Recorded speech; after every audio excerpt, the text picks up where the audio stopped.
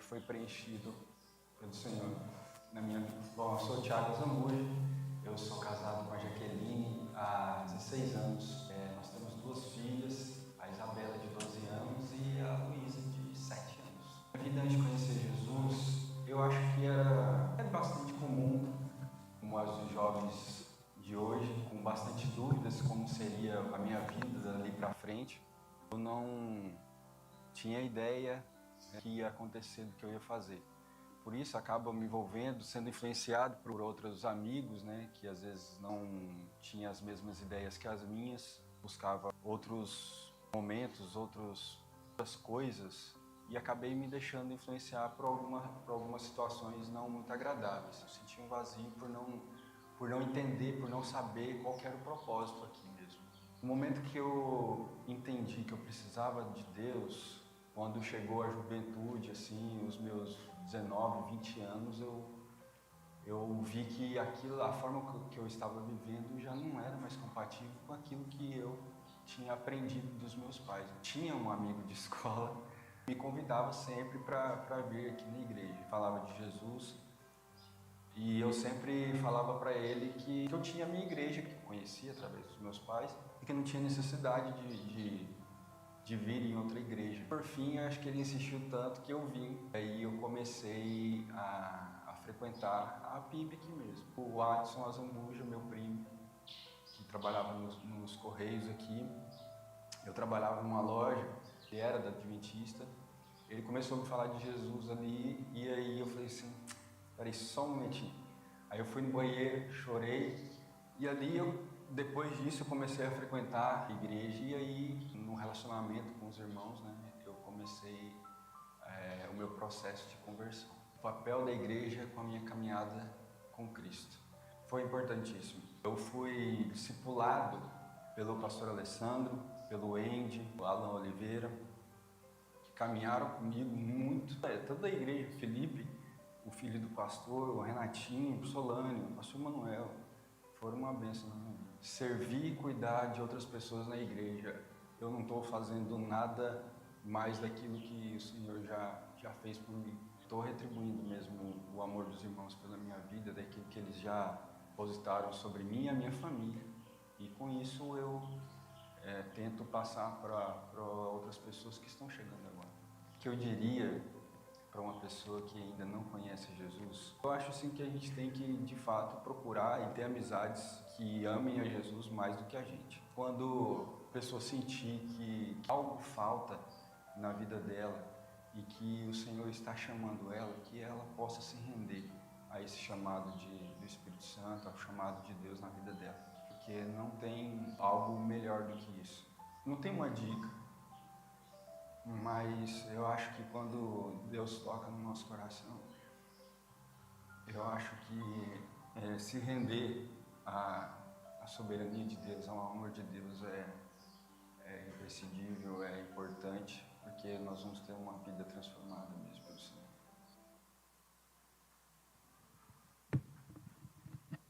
Amém. Graça e paz, amados. Amém. Nós vamos hoje à noite encerrar essa série de meditação na Palavra de Deus, falando sobre o nosso chamado como igreja, né? Essa série é para relembrar a gente de coisas que talvez a gente já sabe e talvez a gente precisa ser relembrado. E alguns precisam conhecer, né, pela primeira vez. E hoje à noite nós queremos falar sobre uma questão apresentada pelo nosso irmão Tiago, não o Azambuja, mas o Tiago, né, o apóstolo Tiago, quando escreve a sua epístola, a sua carta. E nós vamos falar sobre a importância da obra, não para a nossa salvação, mas como consequência dela, como resultado dela. E eu quero convidar os amados irmãos para abrir a sua Bíblia. Então, na carta que escreve Tiago, no capítulo 2, E nós vamos ler a partir do verso de número 14. Tiago, capítulo 2, a partir do verso de número 14. Vamos ler até o verso de número 26, ou seja, até o final do capítulo 2. O nosso irmão Tiago, nesse texto, ele escreve como se estivesse duas pessoas conversando, onde uma apresenta um ponto de vista e uma outra apresenta um outro ponto de vista. Como se fosse um diálogo, uma conversa. E então ele começa como que alguém estivesse perguntando ao outro. E claro que essa pergunta também é para mim e é para você. Ele começa dessa maneira. De que adianta, meus irmãos, alguém dizer que tem fé, se não tem obras? Acaso a fé pode salvá-lo? Se um irmão ou irmã estiver necessitando de roupas e do alimento de cada dia, e um de vocês lhe disser, vá em paz, aqueça-se, alimente-se, até satisfazer-se, sem, porém, lhe dar nada, de que adianta isso? Assim também, a fé, por si só, se não for acompanhada de obras, está morta. Mas alguém dirá, você tem fé e eu tenho obras. Mostre-me a sua fé sem obras, e eu lhe mostrarei a minha fé pelas obras. Você crê que existe um só Deus? Muito bem. Até mesmo os demônios creem e tremem. Insensato. Quer certificar-se de que a fé sem obras é inútil? Não foi Abraão, nosso antepassado, justificado por obras, quando ofereceu seu filho Isaque sobre o altar? Você pode ver que tanta fé como as obras estavam atuando juntas. E a fé foi aperfeiçoada pelas obras. Cumpriu-se assim a Escritura que diz: Abraão creu em Deus, e isto lhe foi creditado como justiça. E ele foi chamado amigo de Deus. Vejam que uma pessoa é justificada por obras, e não apenas pela fé. Caso semelhante é o de Raabe, a prostituta.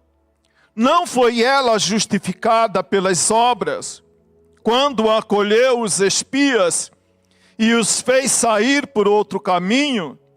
Assim como o corpo sem espírito está morto, assim também a fé sem obras está morta.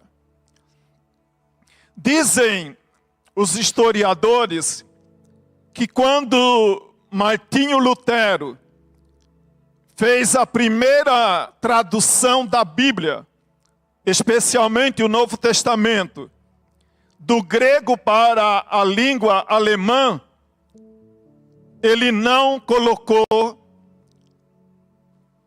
na sua literatura a carta escrita por Tiago. Porque a grande crise de Martinho Lutero é que ele veio de um ambiente onde era destacada a prática das boas obras, especialmente a caridade. E então, quando ele lê a Bíblia e ele olha para Tiago, ele tem dificuldade de acreditar que esta carta realmente era uma carta inspirada por Deus. E foi somente no segundo momento de estudo que Martinho Lutero, então, coloca a carta de Tiago como do mesmo valor das cartas do apóstolo Paulo. Só no segundo momento que ele acreditou que Tiago é realmente um livro inspirado por Deus. E aqui, o irmão, nós vamos perceber, parece que há uma luta, um diálogo, uma conversa entre duas pessoas.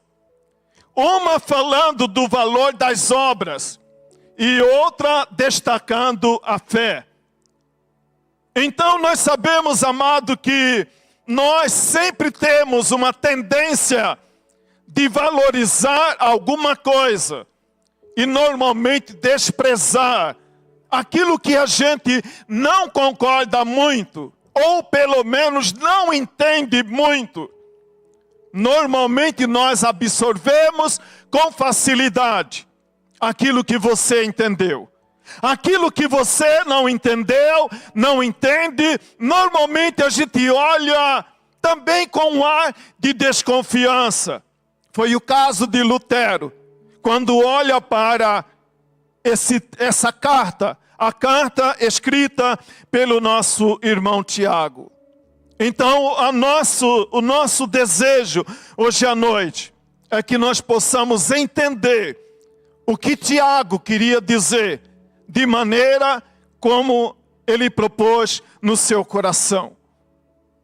O Tiago, nosso irmão, aqui ele começa dizendo: assim como o corpo sem o espírito está morto, também a fé sem obra está morta. Então ele destaca que tanto a fé como as obras, não tem algo que eu possa dizer que algo é mais importante ou menos importante, que algo é mais, devemos destacar mais isso ou aquilo. Não, elas estão ligadas, elas estão interligadas entre si. Quando nós olhamos para a palavra de Deus, no livro de Gênesis capítulo 2, verso de número 7. No ato da criação do homem, lá no jardim do Éden, a Bíblia nos informa que ao fazer o homem, ao criar o ser humano, a Bíblia diz que Deus soprou nas suas narinas o fôlego de vida. E a partir de então, o homem se torna alma vivente. Então, sem o fôlego, ali era meramente uma estátua. Era algo sem vida. E nós então fomos soprado em nós, né, o Espírito, né, a vida. E quando a Bíblia diz então que Deus, Ele sopra no homem o fôlego da vida, junto com isso, Ele entrega a ele uma missão. Gênesis capítulo 2, verso 15 e o verso de número 19. Quando a Bíblia diz que Deus cria Adão e o coloca no jardim do Éden, era para cuidar, zelar e cultivar a terra, e também nomear os animais. Então nós podemos perceber que havia já desde o início uma missão clara de Deus para o homem. Que ele não foi criado por acaso. Que ele não tem uma missão, ele não tem um trabalho. Ele não tem nada para fazer. Ele não tem nada para realizar. Havia então essa consciência de um objetivo. Então, amado, quando nós compreendemos verdadeiramente o sentido da vida cristã, nós vamos então descobrindo também que Deus tem uma missão para mim e para você também.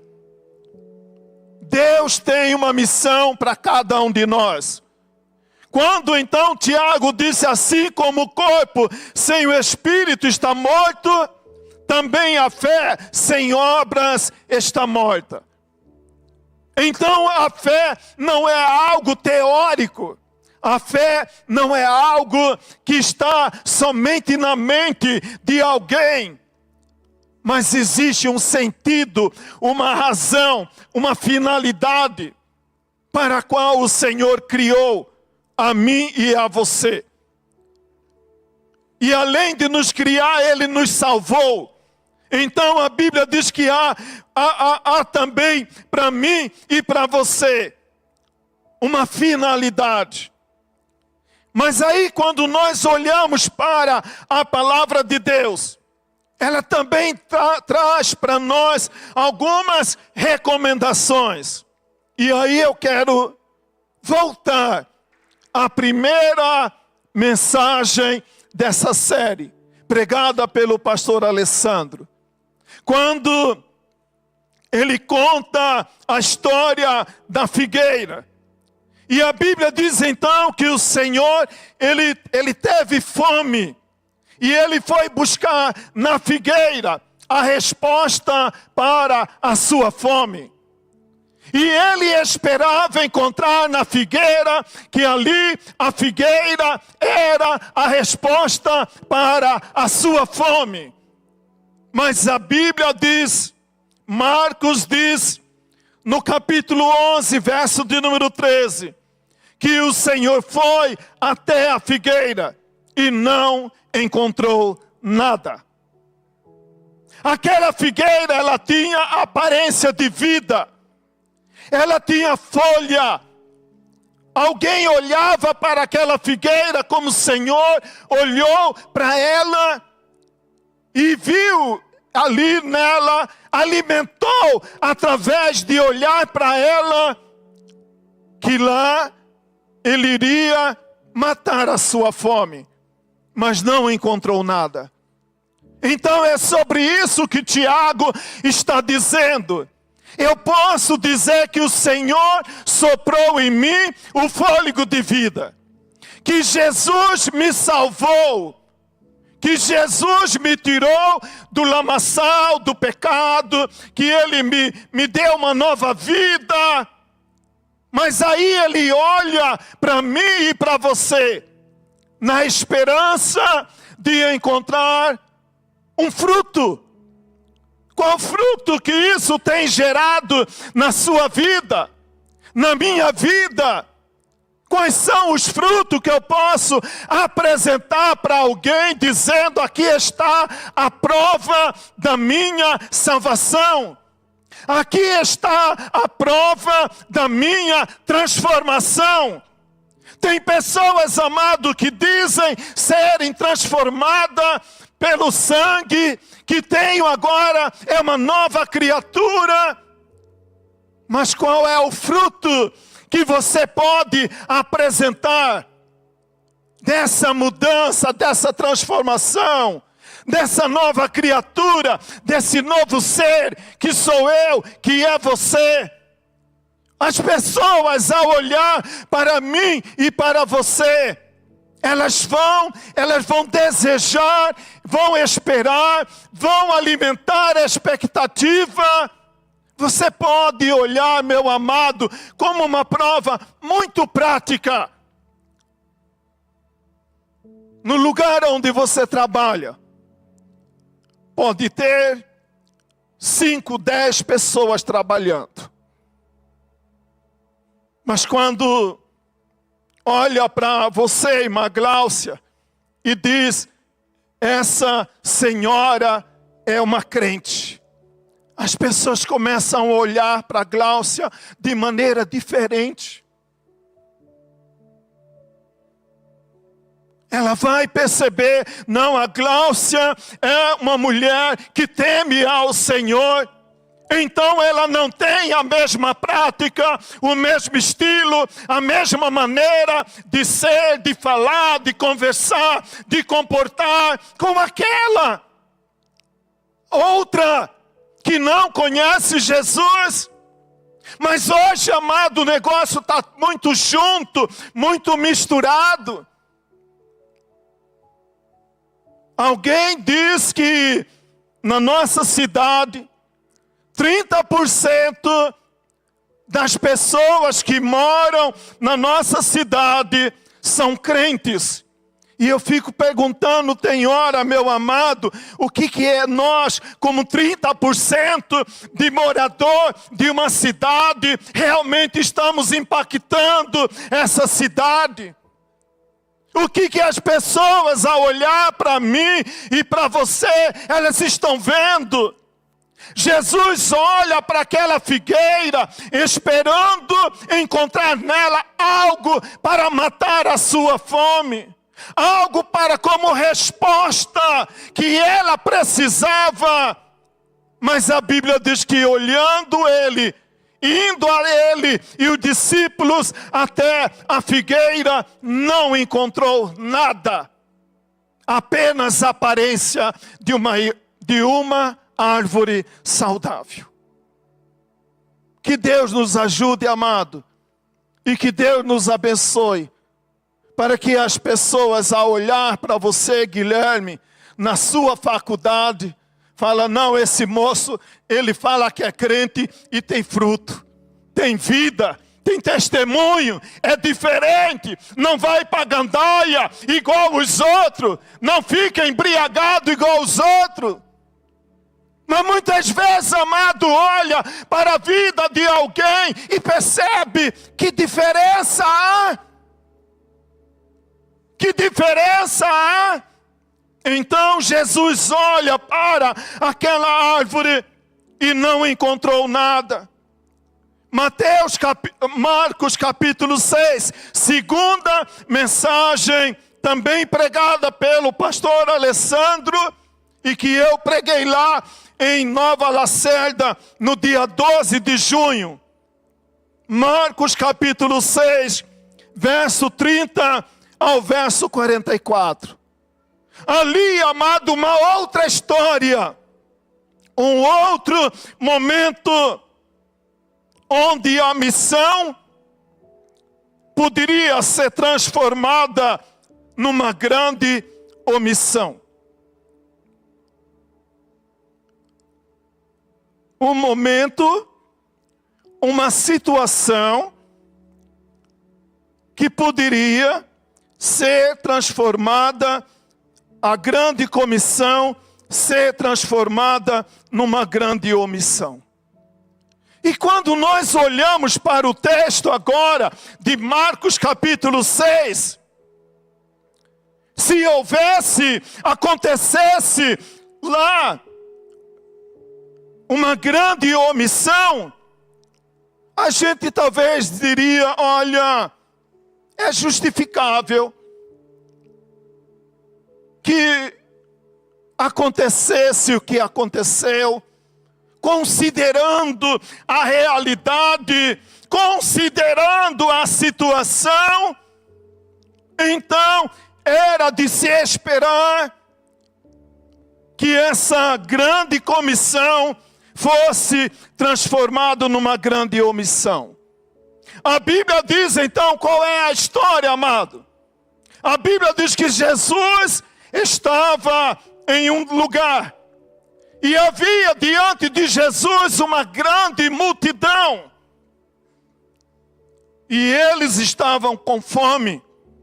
Essa multidão estava faminta. Os discípulos, olhando para aquela situação, veja o que eles propõem para Jesus. Verso de número 36. Mande embora. Mande embora as pessoas. Era aparentemente, amado, algo aceitável a recomendação deles, porque o lugar era deserto. Eles não tinham pão para dar para aquela multidão. Eles não tinham dinheiro para comprar pão para aquela multidão de gente. Então a resposta deles é: manda embora. Depois nós vamos voltar no livro de Tiago para explicar melhor.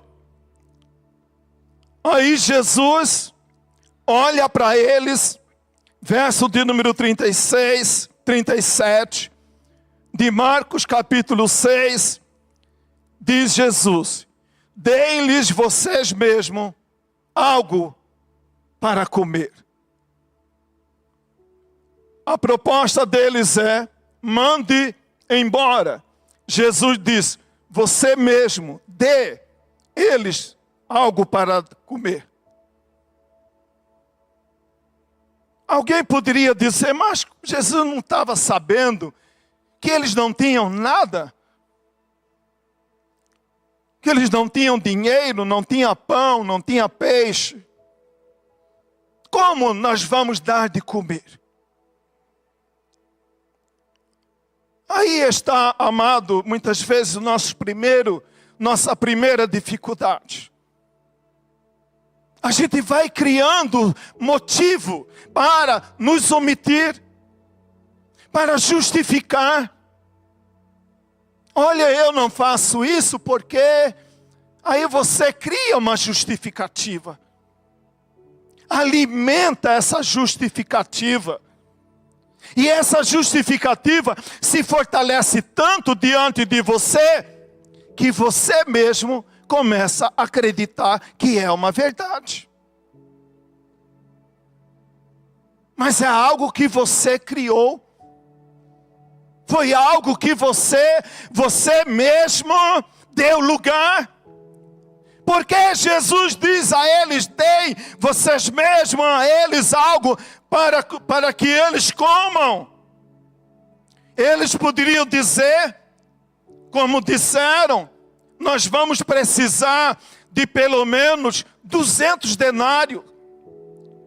200 denários aqui, amado irmão, correspondia a 200 dias de trabalho de um trabalhador comum.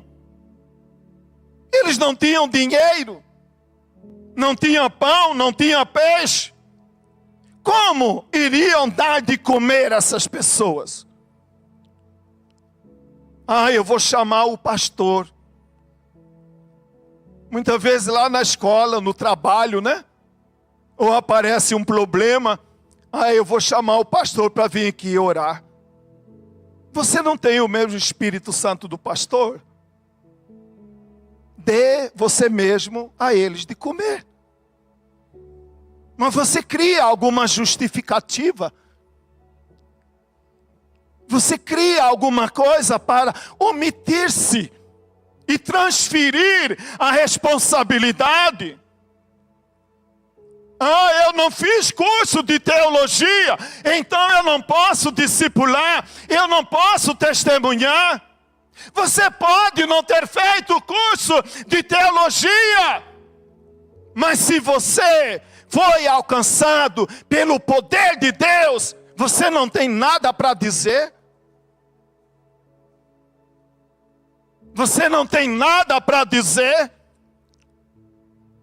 Essa semana, acho que foi agora, bem agora, final de semana, uma irmã que já congregou conosco, mandou um áudio, dizendo: pastor Manuel, muito obrigado, agradeço à igreja por orar pelo meu marido. Alguns dias atrás, amado, nós recebemos a notícia, a família estava abalada. Porque segundo os médicos, a situação do irmão Alexandre era muito grave. E os irmãos viram aqui, durante esses dias, nós estávamos orando pelo irmão Alexandre. Anteontem, talvez, não me lembro bem, a irmã Érica manda o áudio: pastor, muito obrigado pelas orações, mas as suspeitas de gravidade que diziam a respeito do irmão Alexandre não confirmou. não confirmou. Eu quero aqui agradecer a Deus pela vida e pela oração dos irmãos.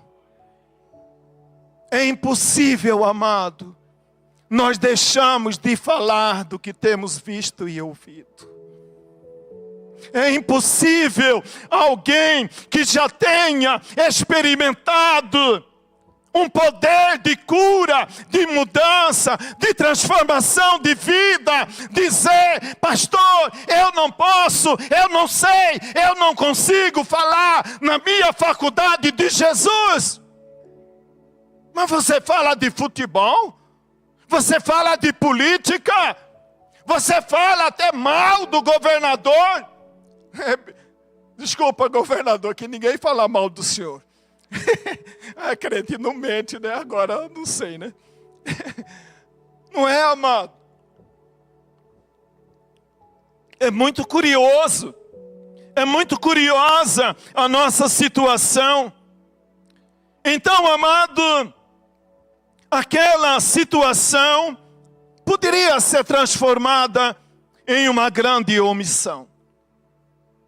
E aí a gente ia até achar justificativa para dizer por que eles não fizeram o que deveriam fazer.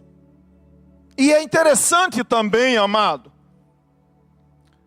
que quando nós olhamos para esse episódio da multiplicação dos pães e dos peixes, segundo escreve o evangelista João, no capítulo 6, verso de número 8, o texto apresenta a figura do irmão André.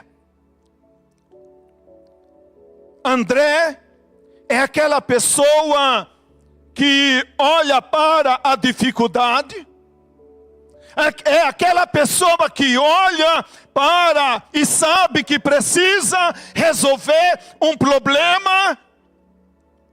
Ela procura uma maneira de resolver. Ela não se conforma, ela não fica parada, dizendo: então eu não tenho dinheiro, eu não tenho curso de teologia, então eu posso me calar, eu posso ficar quietinha. Não, amado, a Bíblia diz que André, ele talvez anda no meio daquela multidão e descobre que lá no meio da multidão havia um rapaz, um moço, e ele tinha 5 pães e 2 peixes. E André então vai com esse moço e apresenta a Jesus. Os outros discípulos disseram: manda embora. Não temos como fazer nada. André não, ele foi procurar alguém, uma maneira de resolver aquilo. E ele encontra esse moço. E ele leva esse moço até Jesus. E aí então a palavra do Senhor, amado, diz que Jesus toma os peixes, os pães da mão de André e apresenta a Deus. E apresenta a Deus. Amado e amada, muitas vezes você pode olhar para o recurso que você tem e você pode reter.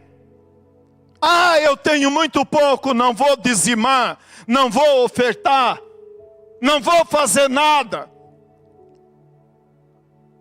A Bíblia diz que André pega aquele pouco recurso que tinha ali e apresenta, leva até Jesus. Esse é o primeiro passo, amado, que eu e você podemos fazer. Eu tenho pouco recurso, mas eu apresento a Jesus.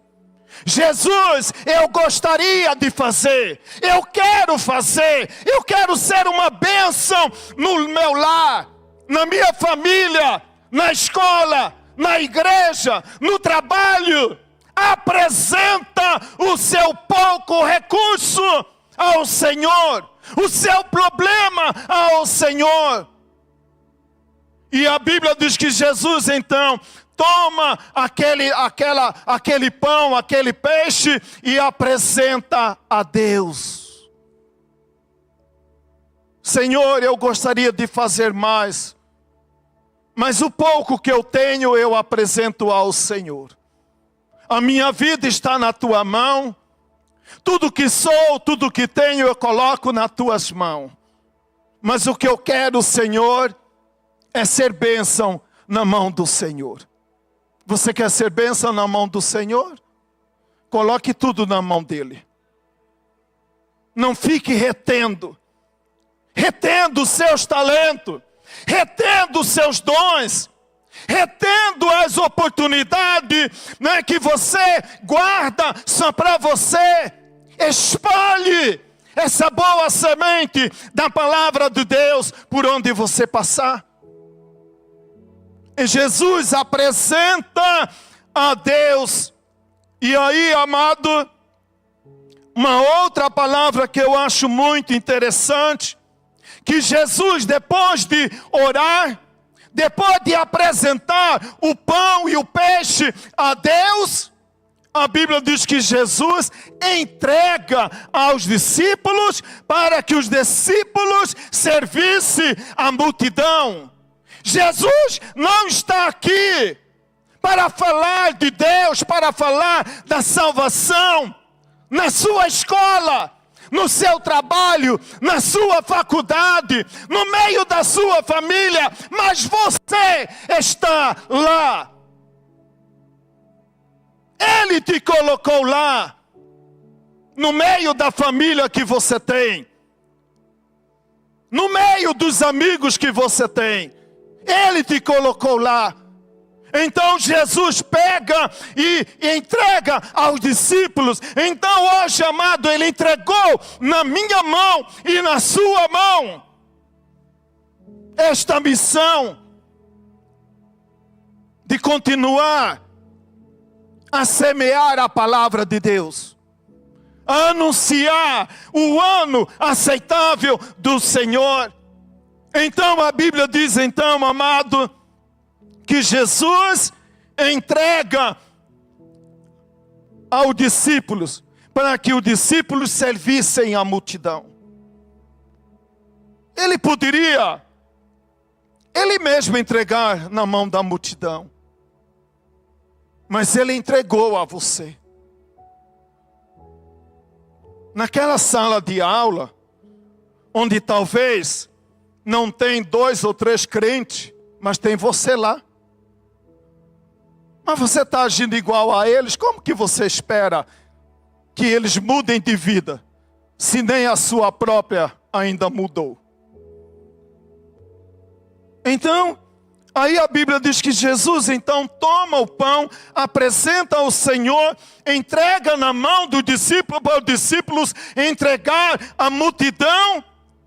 E aí, amado, esse texto diz, Marcos capítulo 6, que naquele dia, naquele momento, naquela ocasião, todos comeram e ficaram satisfeitos. Você entendeu? Todos comeram e ficaram satisfeitos. Então, onde há a presença de Deus, porque eu estou lá, eles vão ser saciados. Eles vão ser satisfeitos. Porque você será instrumento na mão de Deus, no meio da sua família, no meio dos seus amigos.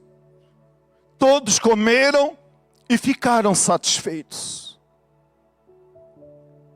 Eu sempre, quando prego sobre esse assunto, sempre, amado, me vem à memória a minha gratidão a Deus pela vida da vovó Inácia.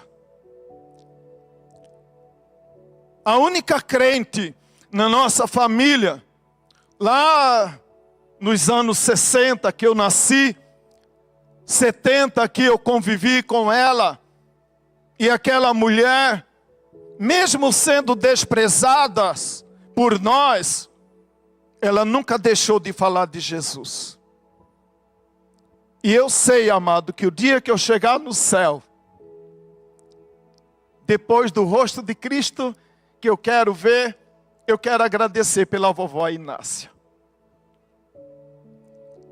Mulher muito simples, mulher iletrada, mas uma mulher cheia de Deus.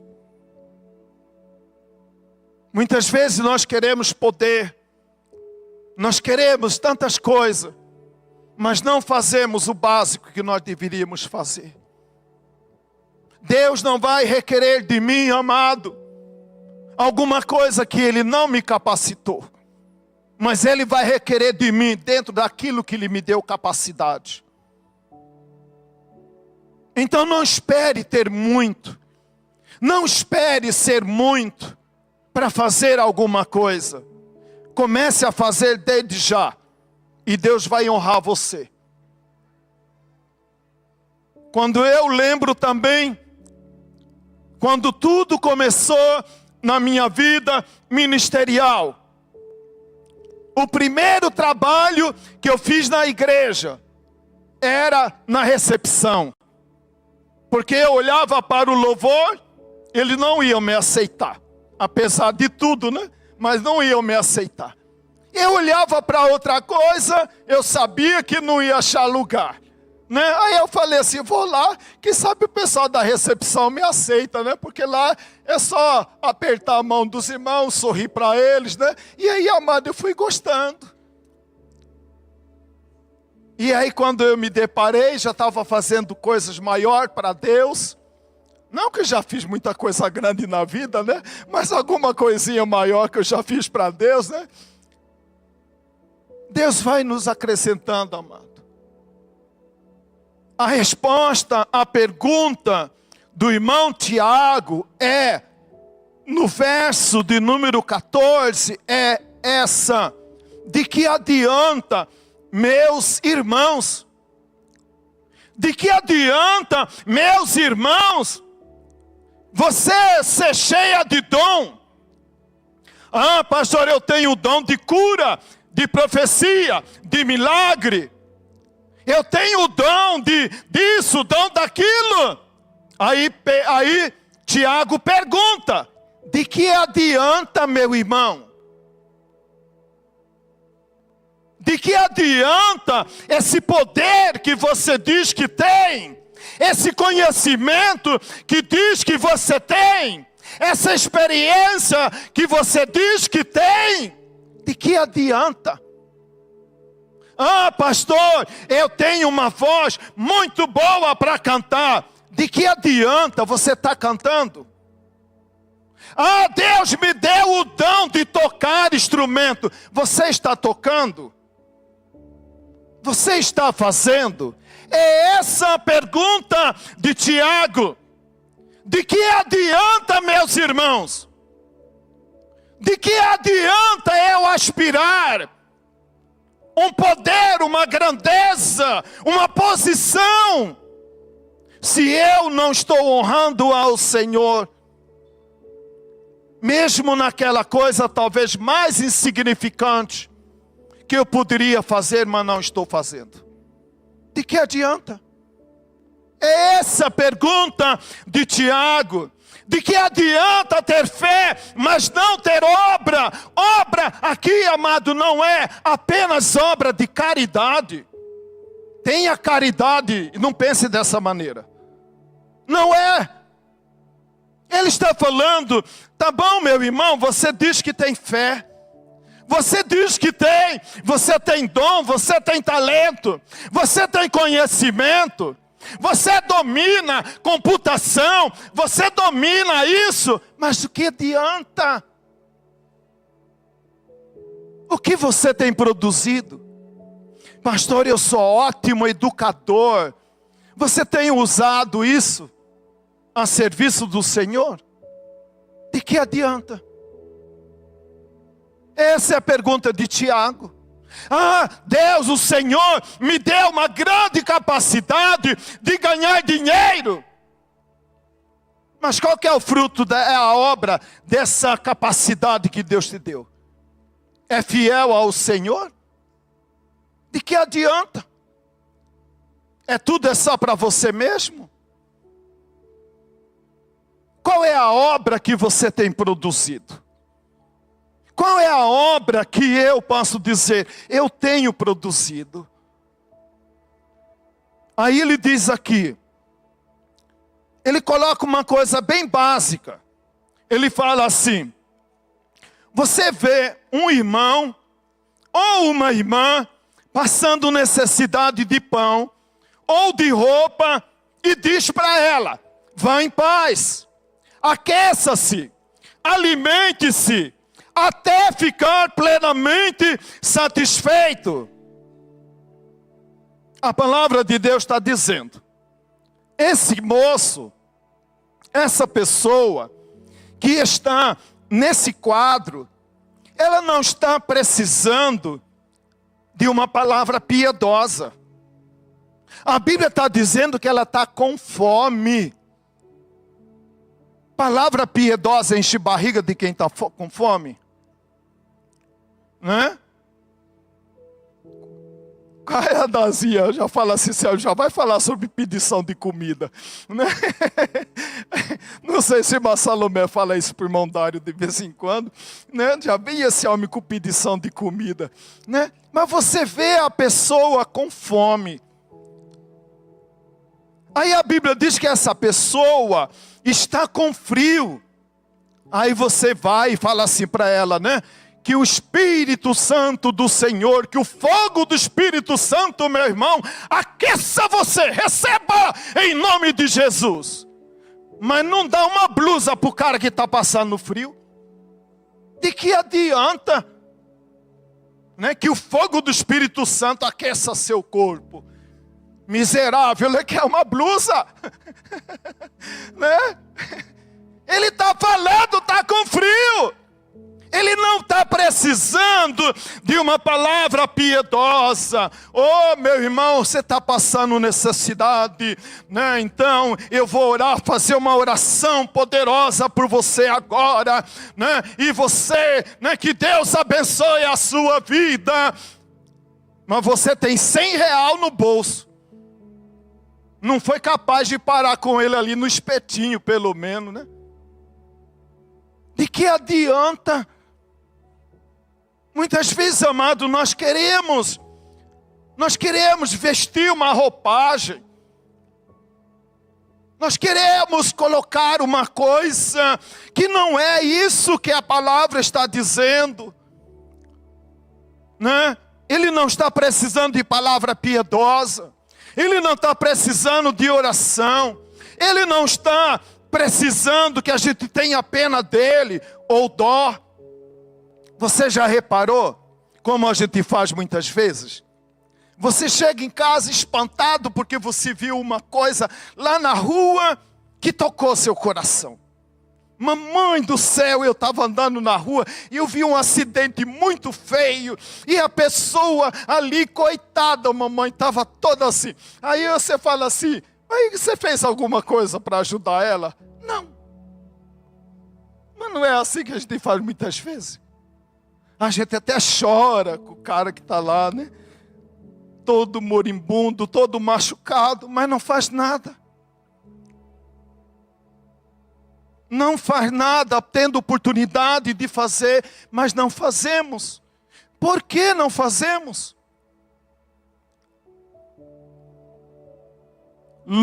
Marcos, melhor dizendo, ele diz assim, amado, quando lhes disseram, manda embora o povo para que eles possam comprar.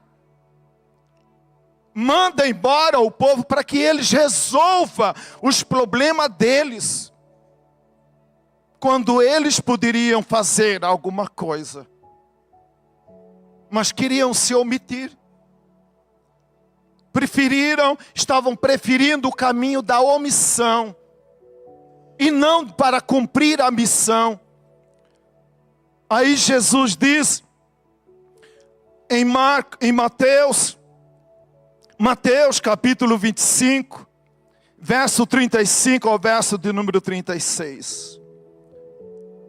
Tive fome e vocês me deram de comer. Tive sede e vocês me deram de beber. Fui estrangeiro e vocês me acolheram. Necessitei de roupas e vocês me vestiram. Estive enfermo e vocês cuidaram de mim. Estive preso e vocês me visitaram.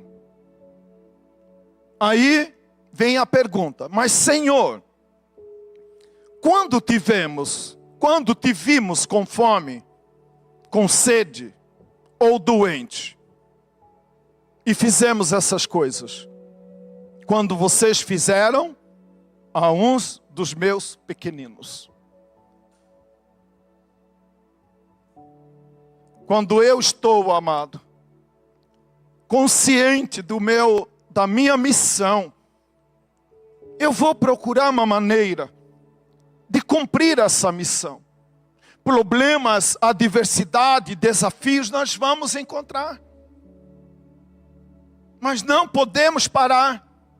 Mas não podemos desanimar. Veja bem, amado, que o contexto de Mateus 25, 35 e 36, Jesus conta antes a parábola dos talentos. É normal a gente ver que na igreja Deus nos dá talentos, dons, e graças a Deus por isso. Porque se no ministério de louvor dependesse de mim, já pensou? Acho que nem Dazinha vinha no culto, né, para me ouvir falar: meu Deus, é Manuel que vai fazer louvor hoje. Né? Ela vai ficar de joelho de intercessão lá em casa, mas fala: não, Deus, aí é pedir demais. Né? Eu amo esse homem, mas não chega tanto, né? Então, amado, graças a Deus pela vida dos irmãos, que cada um tem seus talentos, cada um tem seus dons. Mas o que eu estou fazendo? Que fruto eu estou produzindo? Se Jesus chegasse agora para ver um fruto em mim, ele encontraria. Tem uma outra história também, diz que Deus esperava que Israel produzisse frutos bons para alimento, só produziu uvas bravas. Né? O que ele vai encontrar? Alguém dirá: eu tenho fé. Outro dirá: eu tenho obras. Aqui, amado, parece uma indução de uma briga entre a dona obra e a dona fé. Né? Um diz: eu tenho fé. A outra diz: eu tenho obra. Nós entendemos pela palavra de Deus que realmente nenhum de nós somos salvos pelas obras. Nós somos salvos pela graça do Senhor Jesus Cristo. Pela graça do Senhor Jesus Cristo. Nosso olhar muda à medida que nós examinamos uma situação com mais profundidade. Os discípulos, veja bem, amado, os discípulos olharam para a multidão e viram na multidão uma multidão de pessoas famintas por pão. Por isso a preocupação deles. O que eles conseguiram ver era apenas uma multidão faminta. Aqui está, amado, talvez o perigo de algumas igrejas hoje. Algumas igrejas hoje estão sendo transformadas em ONG, né?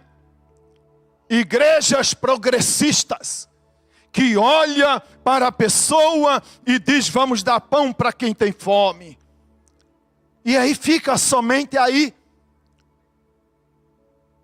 Mas a grande diferença, Marcos capítulo 6, verso de número 34, diz que Jesus olha para aquela multidão e viu uma multidão, não apenas como uma multidão faminta por pão, mas viu aquela multidão como uma multidão de ovelhas que não tem pastor. Nós precisamos olhar para a necessidade física das pessoas, mas a maior necessidade humana é confessar a Jesus como Senhor e Salvador. A maior angústia humana não é pelo pão. A maior angústia humana não é o desemprego. A maior angústia humana não é o comunismo. A maior angústia humana está no seu coração sem Jesus. O apóstolo Paulo, escrevendo aos Efésios, capítulo 2, verso 18 e verso 9. Vocês são salvos pela graça, por meio da fé. E isto não vem de vós, é dom de Deus. Não vem das obras para que ninguém se glorie. Mas o mesmo apóstolo Paulo, em Efésios 2, 10 diz que eu e você somos agora nova criatura, nova criação em Deus, realizada em Cristo Jesus para fazermos boas obras. Então eu pratico e devo praticar boas obras. Não é porque eu preciso salvar a minha alma. Porque Cristo é que salva a minha alma. É Cristo que dá salvação ao ser humano. Não é a minha obra. Não vem da obra para que ninguém se glorie. É dom de Deus, é graça, é misericórdia de Deus. Mas ao mesmo tempo que eu fui alcançado pela graça, então agora por causa da graça que eu recebi, eu entrego para outras pessoas. Eu sou canal na mão de Deus para entregar. Veja a multiplicação do pão. Jesus apresenta-nos diante de Deus. E pelo sangue de Jesus, nós somos lavados do nosso pecado. Mas agora, Jesus entrega o pão e o peixe na mão da multidão para servir a outras pessoas. Então Deus coloca em mim e coloca em você dons e capacitações, talentos, dinheiro, é para abençoar a vida das pessoas. Você sabia que tudo que você tem é para abençoar a vida das pessoas? E muitas vezes você acha que é para você somente? Por isso tem dificuldade de ser dizimista? Porque você não entendeu. Porque você ainda olha para a multidão de uma maneira equivocada. Quer certificar-se? Entra na outro questionamento que Tiago nos apresenta no versos 20. Quer certificar-se? Ou ele pergunta em outras palavras, né? Quer uma confirmação de que a fé sem obras é inútil? Ele já havia falado, Tiago 1,19, sobre o dever nosso de sermos não somente ouvintes da palavra, mas praticantes da palavra. E antes de falar sobre isso, ele fala sobre o que eu estou falando aos irmãos. Não ser apenas ouvinte, mas praticante da palavra. O que adianta conhecer e não abençoar ninguém? Não está disposto para abençoar ninguém. Tiago 2:1 diz: não façam diferença entre as pessoas. Verso de número 21 de capítulo 2, a Bíblia diz que Abraão, nosso antepassado, não foi justificado por obras. Verso de número 25, ele diz: caso semelhante é o de Raabe, a prostituta.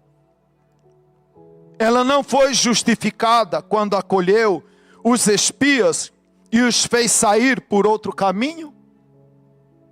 O que eu posso aprender quando a Bíblia fala de Abraão e fala de Raabe? Abraão é a figura do religioso. Abraão é a figura do religioso, conhecedor do Shema, criado na palavra, conhecedor da palavra. Aí a Bíblia diz: esse homem foi justificado porque ele era um conhecedor da palavra? Não, ele foi justificado diante de Deus quando ofereceu aquilo que ele mais amava. Você quer saber o que você mais ama? É aquilo que você mais retém. Se você ama mais o seu dinheiro, você ama mais o seu dinheiro do que a Deus. Porque aquilo que você ama, você retém. Não, eu amo ao Senhor acima de tudo. Então você não vai ter problema em dizimar, em ofertar. Abraão é a figura do homem conhecedor da palavra, zeloso da palavra. Mas ele não foi justificado apenas por isso. Então ele mostra de maneira prática que ele amava ao Senhor. E a maneira prática de mostrar que eu amo ao Senhor é demonstrado por aquilo que fazemos. É aquilo que fazemos que mostra que verdadeiramente amamos ou não amamos ao Senhor. Não é as minhas palavras que dizem, não é as minhas palavras que testificam de mim. Ao que testifica de mim é o que eu faço, ou quem sabe o que não estou fazendo. É isso que testifica quem você é. Se você está fazendo, você tem um testemunho positivo. Se não está fazendo, você tem um testemunho negativo. O que você tem feito? Tem cumprido a grande comissão? Tem colocado a sua vida na mão de Deus? Raabe, por outro lado, é a figura mais desprezível que você pode imaginar. De um lado temos um homem de Deus, profundo conhecedor da palavra, que é justificado pela sua ação de oferecer o seu filho a Deus, aquilo que ele mais amava. Aquilo que ele mais amava, ele oferece ao Senhor. Raabe era totalmente oposto de Abraão. Era o pior que existia naquela sociedade. Era prostituta. Mas a Bíblia diz que tanto Abraão como a irmã Raabe, ambos foram justificados diante de Deus. Não é porque um não tinha pecado e outra porque era pecadora demais. Porque pela graça sois salvos, isso não vem de vós, é dom de Deus. O mesmo Deus que salva Abraão é o Deus que também salva Raabe. Não há distinção de pessoa. Assim como Deus usa você ou a mim, Ele também quer usar a cada um de nós. Ele quer usar a cada um de nós. E que Deus possa te abençoar, meu amado irmão, minha amada irmã, para que em nome de Jesus, não olhe para a sua própria condição, olhe para Jesus, autor e consumador da nossa fé. Não importa a capacidade que você tem, não importa o status que você tem, se você é uma figura como Abraão, ou a mais desprezível como Raabe, Deus muda a ambos para o louvor da sua glória, para ser instrumento na mão de Deus. Muitas vezes a gente fica olhando demais para você mesmo. Não olhe para você mesmo. Pare de ser egoísta. Olhe para o Senhor. E é interessante, amado irmão, para finalizar, a Bíblia diz, Mateus capítulo 5, verso de número 16. É o final, a conclusão daquela história que Jesus fala, que Jesus conta, olhando para os discípulos. Vós sois o sal da terra. Vós sois a luz do mundo. Eu sou amado. Não porque eu sou melhor. E você também é, minha irmã. Meu irmão, você também é sal e luz no lugar onde Deus tem te colocado. Na família que você foi colocado, Deus te colocou lá. Porque Ele vai usar você para salvar a sua família, em nome de Jesus. Deus vai usar você, minha irmã, para salvar os seus colegas de trabalho. Deus vai usar você, jovem, para salvar os seus colegas naquela faculdade. Se não salvar, não importa. Porque quem convence o homem do pecado, da justiça e do juízo é o Espírito Santo. Mas que pelo menos você faça o seu trabalho. Para que quando essas vidas chegarem na presença de Deus, elas não possam dizer: nunca ninguém me falou de Cristo. Fale de Cristo onde você está. E aí Jesus diz que assim que os homens vejam as suas boas obras e glorifiquem a Deus que está no céu. Que Deus possa nos ajudar, amado. Para que ao olhar para mim, olhar para você, possa encontrar em nós pessoas de boas obras, que estão glorificando o nome de Jesus. Que estão glorificando o nome de Jesus. Que o Espírito Santo do Senhor possa completar esta palavra no seu coração.